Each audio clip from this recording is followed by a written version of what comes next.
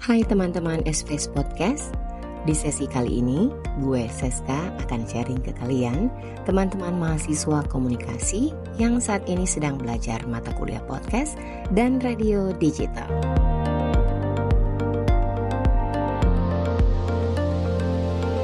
Oke, teman-teman, gue akan mulai dari apa itu podcast dan ciri-ciri podcast seperti apa sih? Teman-teman SPS Podcast itu adalah program audio yang dapat kalian unduh atau kalian siarkan secara online dan biasanya nih terdiri dari serangkaian episode yang membahas topik tertentu. Contohnya, hari ini gue mau sharing tentang materi podcast ini.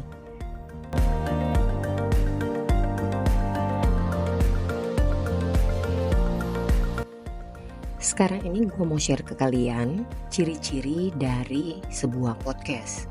Nah, yang pertama, podcast itu dia on demand. Artinya kalian sebagai pendengar itu bisa mengakses konten podcast itu kapan saja, di mana saja kalian mau, dan juga fleksibel waktu untuk kalian mendengarkan.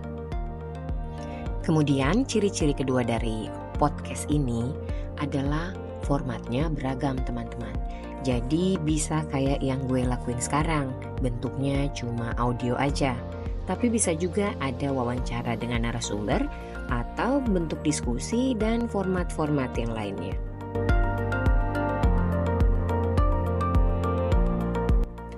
Ciri-ciri podcast yang ketiga yaitu biasanya episode dari podcast ini terstruktur. Artinya nih, podcast ini biasanya dia konsisten dalam setiap episodenya.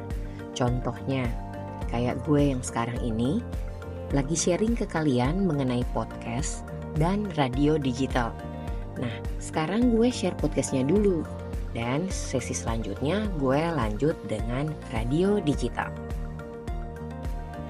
Ciri-ciri podcast yang terakhir, pendengar podcast biasanya berinteraksi melalui komentar atau media sosial dan mereka juga membangun komunitas di sekitar konten itu.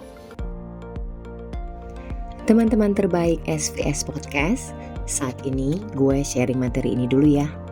Gue akan lanjut dengan materi radio digital di episode selanjutnya.